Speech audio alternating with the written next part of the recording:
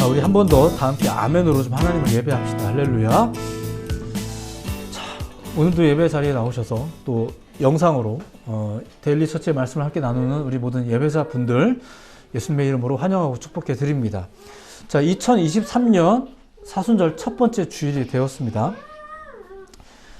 자, 이게 그 시기적으로 보았을 때, 예수님의 생애를 놓고 보았을 때, 이제 예수님이 이 땅에 오셔서 정말로 하려고 하셨던 일을 실행하기 위한 마지막 여정 시기. 그러니까 이미 예수님이 한 3년 정도 사역을 하셨지만, 정말로 하려고 하셨던 일이 이 사역 말미에 이제 벌어지거든요. 그 시기를 기념하는 이제 그런 절기가 이제 되었습니다. 예수님은 정말로 뭐 때문에 오신 걸까요? 정말로 오신 이유가 뭘까요? 오셔서 그리고 결국 이루신 일이 뭘까요? 이미 성경의 기록을 통해서 밝혀진 사실이지만 이번 사순절 기간은 그 점을 좀 더 주목해서 이제 묵상하는 시기로 보내면 어떨까 또 싶은 거죠. 매주 차근차근 그 이야기를 이제 함께 나누도록 이제 하겠습니다. 자, 예수님이 무엇 때문에 오셨을까? 또 오셔서 결국 이루신 일은 뭘까? 그분이 좋은 일 많이 하신 것 같으니까 기왕이면 그냥 뭐 천년만년 같이 하셨으면 좋겠는데 딱 3년 하고 쿨하게 떠나셨거든요. 이제 그럼 목적이 있었을 텐데 오늘 이 시간에 좀 우려할 사항은 죄입니다. 우리가 고려할 사항, 무엇보다 죄와 관련된 거죠. 그것 때문에 오신 거예요. 그 죄의 해결, 그리고 영원한 소망, 뭐 이런 좀 거창한 이야기들 있습니다. 그것을 위해 오셨고 그것을 이루기 위해 사셨다가 그것을 이루는 과정으로서 가셨어요. 자, 죄가 있습니다. 죄는 역사가 굉장히 깊어요. 그걸 이해하려면 성경의 거의 첫 페이지로 돌아가야 됩니다. 그래서 오늘은 사순절 시기이긴 하지만 그 예수님 생애의 그 시절에 대한 이야기보다 바로 그 죄의 역사가 좀 기록되어진 성경 초반의 이야기를 잠깐 좀 전해드릴까 하는 겁니다. 또 이게 결국은 예수님이 하신 일과 예수님이 하신 그 모든 일과 관련이 깊기 때문에 그렇습니다. 이미 알고 있는 성경의 이야기라면 그런 분들에게는 다시 한번 이 내용을 좀 제대로 새기시는 시간으로, 또 혹시 이 성경적 이야기를 잘 모르는 분들이라면 또 오늘 이 이야기를 통해서 이상하고 아름다운 하나님 나라 이야기 속에 있는 좀 그늘진 사건이 있거든요. 그 사건을 좀 한번 이렇게 새겨보는 시간이 되는 것도 좋을 것 같습니다. 자, 하나님이, 자, 적당히 좀 뛰어넘어가는 거예요. 하나님이 그 아담과 하와에게 그 에덴 동산에 이제 머물면서 그 동산을 관리하면서 살도록 이렇게 명령하시는 이야기가 있었어요. 자, 그런데 이 동산 중앙에는 생명나무라는 것과 선악을 알게 하는 나무라는 게 있었다고 합니다. 자, 그런데 여기에서 선악을 알게 하는 나무에 대해서 하나님이 이제 명령을 하신 게 있어요. 그게 2장에 나오는 내용인데 이런 겁니다. 한번 들어보세요. 선악을 알게 하는 나무의 열매는 먹지 말라. 네가 먹는 날에는 반드시 죽으리라 하시니라. 이런 이야기를 하시거든요. 이게 사실상 첫 번째 율법입니다. 먹지 말라, 반드시 죽는다. 이건. 많은 사람들이 이 구절을 보면서 교회를 다니는 분이나 안 다니시는 분들이나 이런 이야기 조금씩 다 이렇게 넌지시 들어봤거든요. 이 이야기를 들으면서 보통은 어디에 관심을 가지냐면은 열매에 관심을 갖습니다. 그 열매를 먹으면 반드시 죽는다는데 도대체 어떤 열매길래? 이러면서 그 열매를 주목해요. 생각해보면 뱀도 그런 식으로 이제 하와에게 접근을 한 거거든요. 하와의 입에서 그 나무의 열매를 먼저 언급하도록 만든 거죠. 다 먹어도 된대? 이렇게 질문을 하니까 그런데 말이야 한 가지는 안 된대 라고 말하면서 하와의 입에서 먼저 그 나무의 이야기가 나오게끔 이러면서 꼬시는 거죠. 근데 그 열매를 먹으면 반드시 죽게 될 것이다 라고 이제 이야기를 하시거든요. 근데 이 이야기의 핵심이 과연 열매 때문인가? 그 열매 문제인가? 아닙니다. 사실 사람을 죽음에 이르게 하는 것은 어떤 특정한 열매, 어떤 특정한 사건, 어떤 특정한 그것 때문만은 아니에요. 오히려 어떤 확고한 명령이 주어졌음에도 불구하고 그것을 먹고자 하는, 그런데도 불구하고 그걸 먹겠다라고 하는 의지와 행위 때문인 것입니다. 그러니까 생각해보면 너무 단순하다는 얘기예요. 위험하니까 만지지 마라고 하면 어떻게 하면 될까요? 안 만지면 되겠죠. 그런데 만져요. 왜 만졌는지는 잠시 후에. 그렇게 일단 만져요. 만져놓고 뭐 왜 거기에 뒀냐. 왜 나를 더 강하게 말리지 않았냐. 궁금한 걸 어쩌냐. 나는 원래 그렇다. 거기에 둔 사람 잘못이지. 이렇게 말하는 거는 사실 굉장히 오만한 변명이에요. 분명한 명령과 경고까지 주어졌는데 그럼 안 만지면 되거든요. 근데 또 한편 생각하면 이렇습니다. 이상하게도 하지 말라고 하면 더 그렇게 하게 되는 게 있어요. 제가 운동 삼아서 가까운데 작은 산을 좀 가끔 다닐 때 있는데 거기 보면 길 없음 표시가 있거든요. 근데 희한해요. 그 표시를 보면 더 그 길로 가보고 싶어요. 왠지 괜찮을 것 같고, 뭐 겨우 조그만 산에 뭐 위험한 게 있겠냐. 여기에 뭐 곰이 있길래, 뭐 뱀이 있길래, 막 이런 생각이 들거든요. 괜히 또 더 가보고 싶은 거예요. 그리고 만약에 그런 일이 있다고 하더라도 내가 해결할 수 있을 것 같고, 빨리 도망을 가거나 죽은 척 하거나, 뭐 이러면 될 것 같고. 그러다 뱀 나타나는데 막 죽은 척 하고. 이게 사람이 한번 마음을 먹으면 또 말리기가 어려운 것도 있고, 오히려 하지 말라고 하는데 더 하고 싶은 이런 마음도 좀 있는 것 같습니다. 선악과 이야기에서 우리가 정말로 주목해야 될 것은 바로 이런 거란 얘기예요. 선악과라는 그 열매 자체가 아니라 그거를 먹고자 했던 행위, 의지, 심지어는 그러지 말라라는 그 강력한 규제가 첫 번째 최초의 율법이 있었음에도 불구하고 그렇게 자꾸 하려고 드는, 그러니까 말씀에 대한 인간 의지의 그 순종과 불순종 여부라는 거예요. 이게 우리가 가진 성경의 가장 초반부터 보여주는 신앙의 결정적인 요소입니다. 본질적으로는 인간의 영혼을 결정하는 핵심적인 행위. 그게 뭐예요? 순종과 불순종. 그러니까 신앙에서 사실 굉장히 중요한 이슈는 순종과 불순종이었는데 시대가 바뀌면서 요 가장 첫 번째 이슈가 조금 뒤로 좀 빠지긴 했죠. 이제는 선택이라는 이슈로 좀 바뀌었는데 바람직한지는 잘 판단하십시오. 근데 이것이 성경이 우리에게 가르쳐주는 첫 번째 신앙의 이슈예요. 순종과 불순종. 예레미야 7장에는 이런 기록이 있어요. 한번 들어보세요. 오직 내가 이것을 그들에게 명령하여 이르기를 너희는 내 목소리를 들으라. 그리하면 나는 너희 하나님이 되겠고 너희는 내 백성이 되리라. 너희는 내가 명령한 모든 길로 걸어가라. 그리하면 복을 받으리라. 하였으나 그 다음 구절. 그들이 순종하지 아니하며 귀를 기울이지도 아니하고 자신들의 악한 마음에 꾀와 완악한 대로 행하여 그 등을 내게로 돌리고 그 얼굴을 향하지 아니하였으며, 이게 무슨 말이냐면은 그들의 의지가 불순종을 선택했다는 거예요. 그러니까 저 어쩔 수 없이 죄졌어요가 아니라 죄를 짓기로 결정을 했다라는 거예요. 그리고 그 결정 때문에 결국은 어떻게 된다? 반드시 죽는다라는 게 성경의 이야기였죠. 열매 때문에 죽나요? 아니에요. 우리가 한 일 때문에 죽는 거예요. 자, 그런데 안타깝게도 에덴 동산의 그들은 그 열매를 먹죠. 결국 이거는 그들이 낸 결정이에요. 물론 뭐 뱀이라는 혀 낼름거리는 애가 이렇게 속여서 그런 것도 있긴 하지만 하지 말라는 것을 하는 행동은 결국 그 사람의 결정이에요. 그리고 이게 바로 하나님이 주신 기질로 죄를 짓는 순간입니다. 그러니까 결정하는 거는 하나님이 주신 기질이잖아요. 우리가 가진 자유의지예요. 이런 자유의지를 가지고 죄를 짓기로 결정을 하는 거죠. 이렇게 그들은 하나님의 우려대로 하나님의 명령을 어기고 그 열매를 먹습니다. 자, 이때부터 죄의 역사가 하나님의 역사를 어지럽히기 시작했어요.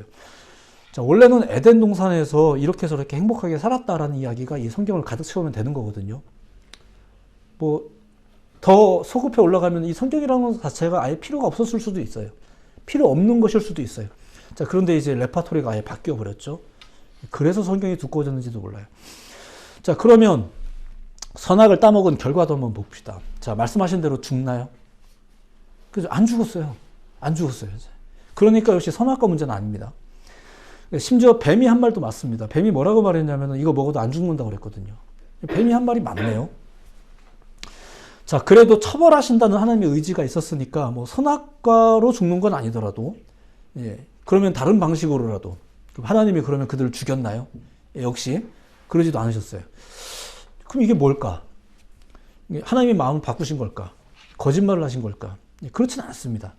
분명히 처벌이 내려집니다. 근데 그 처벌이 뭐냐면 추방이었습니다. 추방. 오늘 본문을 보시면 23절에 여호와 하나님이 에덴 동산에서 그를 내보내요. 그리고 이어지는 말씀에서 이같이 하나님이 그 사람을 쫓아내시고, 자, 분명히 처벌이 이루어졌어요. 그게 뭐라고요? 추방. 에덴에서의 추방. 처벌은 있었지만 처음 하신 말과는 좀 다른 그런 처벌이 이어졌죠. 이게 바로 성경이 초반부터 가르치고 있는, 제시하고 있는 신앙의 또 다른 중요한 관점이에요. 잘 들어주세요. 이게 굉장히 중요한 관점입니다. 하나님으로부터 멀어지는 게 죽음이에요. 이게 성경에서 말하고 있는, 이게 상당 부분 시간이 흘러서 신약시대에 예수님도 똑같은 이야기를 하셨어요. 죽은 자들은 죽은 자들에게 맡겨놔라. 이런 말들. 물론 이 말을 듣는 우리 산자들이 굉장히 자존심이 상하고 기분이 나쁜 건 사실인데, 그런 관점이 있더라 이거예요. 이게 뭘까? 우리가 여기서 기분만 나빠할 문제인가? 이건 일단 넘어갑시다.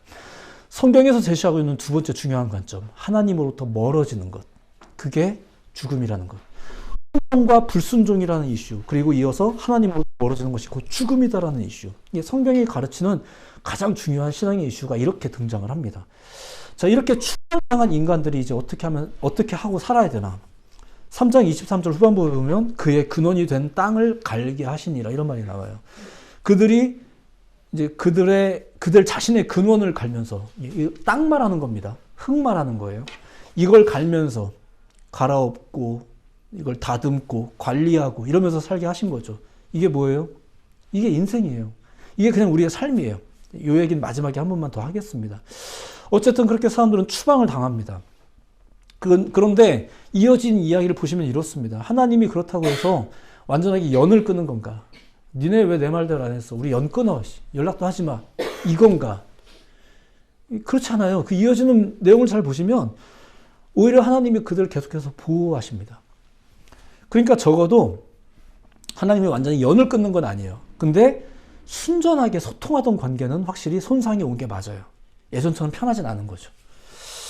자, 여기까지를 간단히 정리하면 이렇습니다. 이런 식이죠. 하나님과의 관계를 손상시키는 게 있어요. 그게 죄입니다. 그죠? 하나님과의 관계를 손상시키는 것. 한편 관계의 손상을 통해서 벌하시는 게 있어요. 그게 하나님의 형벌이었었어요. 애굽의 심판 이야기를 혹시 아시는 분들이 계시죠? 10가지 재앙 이런 게 있습니다. 근데 그 중에 9번째 재앙이 뭐라고요? 흑암 재앙이라는 게 있어요. 3일 동안 깜깜했다 이거죠. 근데 이게 무슨 의미였냐면은 사흘 동안 하나님이 개입하지 않으신다는 것을 그렇게 표현하신 거예요. 애굽 땅에서 빛을 거두신 거죠. 이게 내가 저 땅을 향하여 아무것도 하지 않겠다라는 재앙이었었어요. 이거 재앙 맞습니다. 3일 동안 깜깜하니까 그냥 쉴 수 있겠다가 아니라 이거 재앙입니다.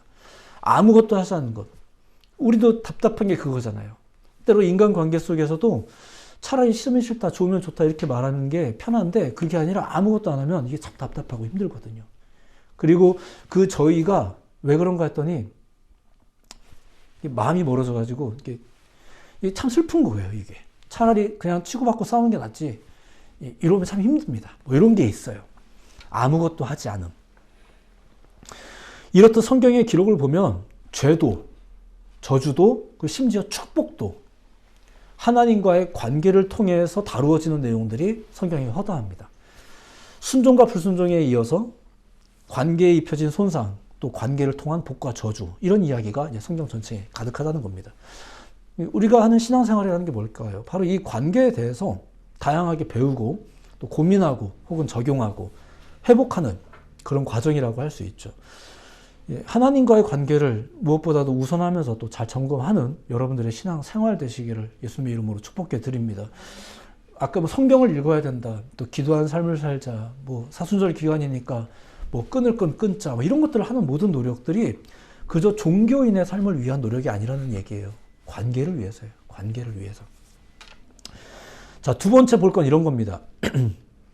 창세기 3장 22절에 보면 이런 말씀이 등장하거든요. 한번 오늘 본문이기도 하니까 한번 잘 들어보십시오. 여호와 하나님이 이르시되 보라 이 사람이 선악을 알게 하는 일에 우리 중 하나같이 되었으니 그가 그의 손을 들어 생명나무 열매도 따먹고 영생할까 하노라 하시고, 이런 말씀이 나와요. 자, 이 구절에 따르면 선악을 아는 일은 하나님의 능력 중 하나입니다. 그러니까 본래 인간이 누굴 닮아 지어졌다 뭐 이런 얘기가 있어요? 하나님을 닮아서. 그렇죠? 여러분들은 하나님을 닮은 존재입니다. 믿으시기 바랍니다. 자, 그런데 요 열매를 먹으면 좀 더 하나님스러워지는가 봐요. 예. 그래서 미혹하는 자들 덕분에 그들이 이 열매를 먹죠. 그런데 지금 하나님께서 하신 말씀 보니까 정말로 이 사람들이 좀 더 하나님스러워진 것 같아요. 저들이 우리 중 하나같이 되었다. 이렇게 말씀하신 걸 보니까 확실히 업그레이드 된 것 같습니다. 원래도 하나님처럼 닮았는데, 하나님처럼 생겼는데 더 업그레이드 된 것 같아요. 자, 그래서 더 좋아졌나요? 예, 그걸 보는 거죠. 다 그런 것은 아니지만 어떤 것은 그냥 꾸준히 유지되는 게 더 좋은 경우도 있어요. 마치 기찻길이 꾸준히 그 간격을 유지해야 되는 것처럼. 이 유지라는 것도 그렇게 쉬운 문제가 아닙니다. 우리가 이렇게 우주선들 보면 그런 거잖아요. 지상에서 이렇게 끌어올리는 것도 기술이지만 일정 궤도에 올랐을 때 유지하는 것도 기술이라고 해요. 뭐 이런, 저는 잘 모르지만 어려운 말들이 좀 있더라고요. 유지하는 것도 참 중요한 문제죠. 본질적인 차이라는 게 있습니다. 그런 거는 극복된다고 또 변한다고 무조건 좋은 건 아닙니다. 그런 것도 있다는 얘기예요. 이처럼 피조물과 창조주라는 그 어떤 것으로도 좁힐 수 없는 근본적인 차이라는 게 있거든요. 마치 그 불가변한 진리처럼. 예, 그렇습니다. 근데 이게 허용된 것 이상으로 일부 무너진 거예요. 예, 선악과 문제로 인해서. 그리고 이거는 생각보다 좋은 일은 아닙니다. 하와는 뱀이 한 말처럼 이거 먹으면 정말 하나님처럼 된다는 게, 좀 더 하나님처럼 된다는 게 좋을 거라고 생각을 했겠죠. 그래서 먹었겠죠. 자, 시간을 좀 더 효과적으로 사용하기 위해서 시계라는 게 개발되었다고 해요. 또한 세상의 모든 발전이라는 것은 이 시간과의 싸움에서 이기기 위한 노력의 결실이라고 볼 수 있어요. 요즘에 굉장히 유행하는 게 그 챗 GPT라는 게 굉장히 사회적 화두가 되었죠. 이미 더 잘 아시는 분들이 이 자리에 계시겠지만, 그 사용자와 주고받는 대화에서 질문에 답하도록 설계된 뭐 인공지능, 언어 모델이다. 뭐 이렇게 어려운 정의가 있더라고요. 이에 대한 이슈가 굉장히 많은데, 거두절미하고 한 가지만 핵심적인 내용을 보자면 이런 거죠. 어마어마한 속도, 어마어마한 또 그 결과물, 뭐 이런 것들, 무서울 정도다라는 이런 평가까지 나오고 있는데, 자, 그러면 이렇게 빠른 처리 방법, 이렇게 효과적인 답을 얻게 되었으니까 우리는 좀 더 시간에 자유로워졌는가? 자, 인류사에서 이미 나온 진단이지만 그렇지 않습니다. 오히려 인류가 시간의 노예가 되었다는 것이 근대 이후 일관적인 진단이에요. 자, 사람은 하나님을 닮아서 복된 존재이긴 하지만 진짜 하나님이 되어보겠다는 모든 시도는 대체로 그 의도도, 그 시도도, 심지어 그 결과도 결코 좋은 건 아닙니다. 자, 예. 이런 시도에 대해서 이야기를 드렸습니다. 세 번째 볼 건 이겁니다. 자, 이 에덴에서 추방당했다라는 이야기, 이 이야기를 보면서 우리가 꼭 기억해야 될 사실이 하나가 있습니다. 뭐냐면은 하나님이 에덴에서 그들을 쫓아내신 것은 단순히 형벌로서가 아니라는 거예요. 아, 이렇게 살기 좋은 동네에서 쫓아냈다. 이건 벌이다. 우리가 단편적으로 그렇게 생각을 하는데 아닙니다. 그들을 보호하기 위해서입니다. 자, 요게 뭘까? 요거 잠깐만 설명드릴게요. 자, 어쨌거나 그런 일이 벌어졌습니다. 벌어졌는데 하나님이 바로 이제 고민이 되신 게 하나 생겼어요. 그게 뭐냐면은 생명나무 문제예요. 얘네들이 이 생명나무의 열매도 따먹고 영생할까 염려하신 거죠. 그러니까 이게 분명히 그런 효능이 있는 대단한 열매인 것 같습니다. 요거 먹으면 아마 영생하는 것 같아요.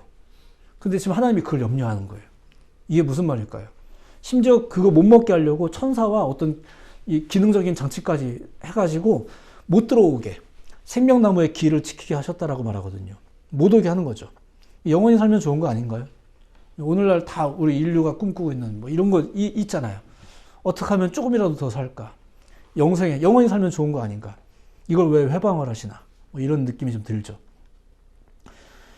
자, 근데 지금 이야기를 속에서, 이야기 속에서 우리가 생각해야 될 게 뭐냐면은 지금 이 사람들 죄 지은 사람들이에요.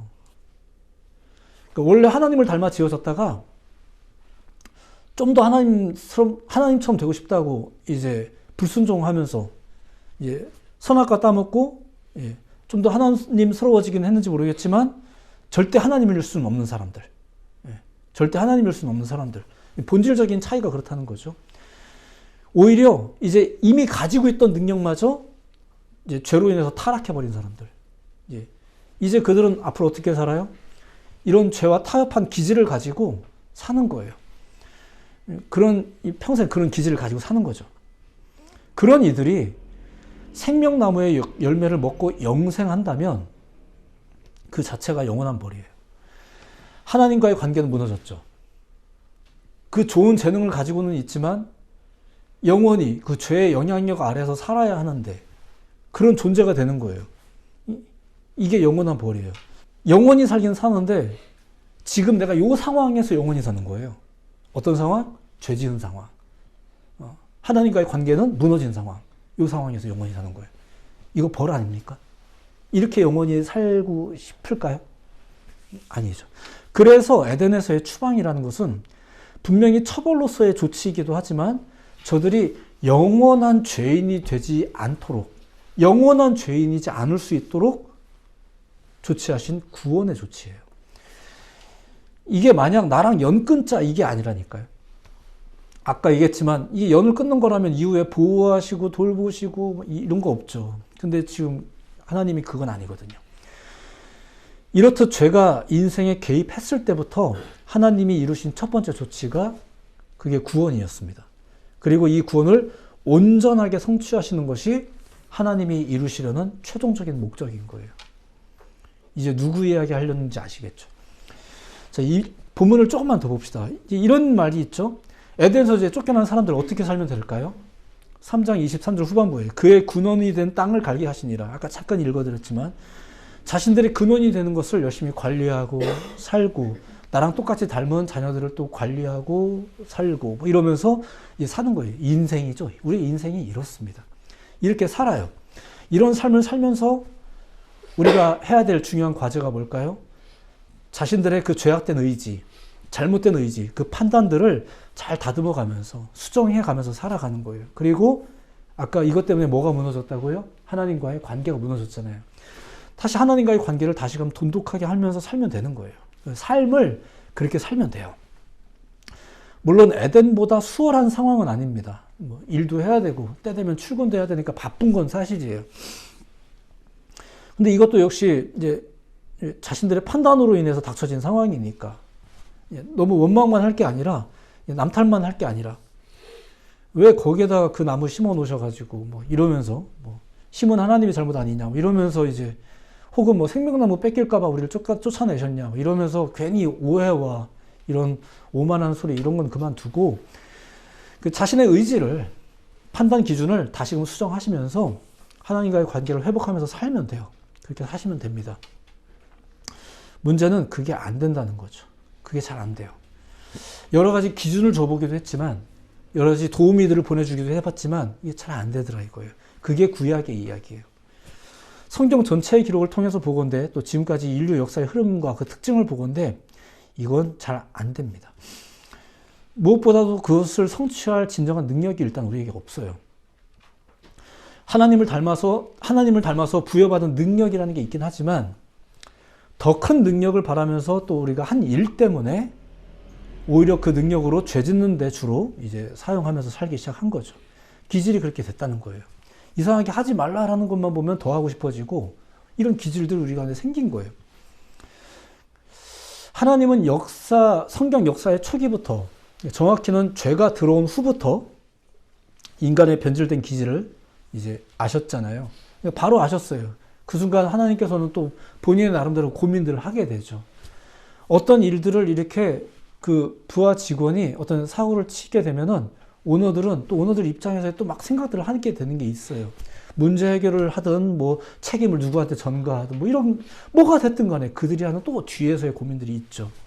하나님이 고민을 하시는데 그러면서 그분이 이제 품게 되신 마음이 있어요. 그게 바로 구원이라는 거예요. 이거 어떡하지? 이거 어떡하지? 이것에 대한 완전한 성취를 위해서 이제 하나님이 또 미리 약속도 하시고 또 그리고 결국 보내신 분이 그분이 예수 그리스도이신 거죠. 구원 때문에. 예수님이 이 땅에 오신 이유, 오늘 그 첫 번째 이야기, 죄와 관련되어 있다는 것, 그리고 구원 때문이라는 것, 그리고 이 계획은 아주 초기부터 있었다는 것을 여러분들에게 소개를 해드리는 거예요. 오늘은 여기까지의 설명으로만 말씀을 좀 줄일까 해요. 다음 주에는 그렇게 오신 예수님이 이루신 그 구원의 특징이 뭔지에 대해서 조금 소개해 드릴 겁니다. 자, 성경이라는 책이 있어요. 이 책은 그 초반부터 신앙의 핵심적인 문제를 많이 언급하고 있습니다. 하나님을 비롯한 모든 것의 기원, 이런 것들이 있다고 해요. 시원사라고도 하죠. 그리고 신앙의 중요한 이슈를 또한 언급합니다. 순종과 불순종 문제. 그래서 이제 원래 기독교 신앙을 가졌을 때 가장 중요한 신앙의 요구는 원래 순종과 불순종이었었어요. 과연 순종하느냐, 아니면 불순종하느냐. 요즘에는 이런 말도 굉장히 싫어하긴 하지만 아무튼 그랬습니다. 그리고 이런 이슈들도 있었죠. 하나님과 멀어지는 것이 곧 죽음이다 라는 개념. 그녀를 만나지 못하면 죽을 것 같아요. 이런 것들이. 진짜 사랑하다 보면 그렇게 되는 것 같죠. 이런 것들이 있어요. 이런 개념들이. 또 죄로 물든 인간의 기질에 대한 이야기가 나오죠. 분명히 하나님께서 주신 기질인데 제가 가끔 비유를 들듯이 은행을 털 때도 뭐가 필요하다? 지혜가 필요하고 용기가 필요하고 심지어 팀워크가 필요하고. 근데 이렇게 죄를 짓는 일을 위해서 사용되어지는 모든 소품들이 전부 다 하나님이 주신 선물이라는 게 참 안타까운 거죠. 이런 것들. 자, 죄로 물든 인간의 기질. 원래 하나님이 주신 건데 그 기질이 이제 어떻게 활용되어지는지의 그런 내용들이 성경 초반부터, 그리고 하나님의 구원 계획. 자, 이것이 성경의 초반부터 언급이 되어지고 있습니다. 예수님은 바로 이러한 본질적인 이슈 때문에 이 땅에 오신 거예요. 무엇보다 죄로 인해 이 모든 것이 뒤틀려버린 세상을 위해서 하나님이 결정하신 최선의 결정, 그게 바로 예수 그리스도. 지금 우리는 그 하나님의 구원을 성취하시기 위해 이 땅에 오신 예수님의 마지막 여정을 기념하는 그런 절기를 보내는 것입니다. 예수님이 오셔서 하신 좋은 일 굉장히 많으니까 그 좋은 일 일목요연하게 하나씩 이게 아니라 사실은 정확한 목적. 그게 뭐라고요? 죄 때문에 죽으시기 위해서. 이 여정을 지금 기념하는 게 이 사순절 사건인 거죠. 성경을 통해 이 이야기를 여러분들이 꼭 접하시기를 권해드리고 싶습니다. 마침 저희가 지금 매일 읽고 있는 성경의 진도가 또 그 부분이기도 하니까 보내드리는 묵상글과 더불어서 또 해당 성경 부분을 또 매일 꼭 읽으시기를 좀 권해드리고 싶습니다. 다만 이 이야기를 읽어가시는 동안 그 배경이 되는 이 커다란 이야기들을 이렇게 주일날에 또 말씀을 드리도록 하겠습니다. 예수님을 통한 구원 계획은 아주 일찍부터 준비되었던 하나님의 계획이었습니다. 그렇게 예수님이 오신 그 깊은 이유를 묵상하면서 여러분들이 날마다 사순절 첫 번째 주가 출발을 됐는데 이 날마다를 또 하나님의 그 뜻으로 또 풍성해지는 그 지혜와 또 감동과 또 여러분들의 이해와 또 동의와 그리고 그 하나님의 강권적인 그 접근하심에 대해서 여러분들이 허용하는 그런 일들이 여러분들 한 주 가운데 가득하시기를 다시 한번 예수님의 이름으로 축복해 드립니다. 기도하겠습니다.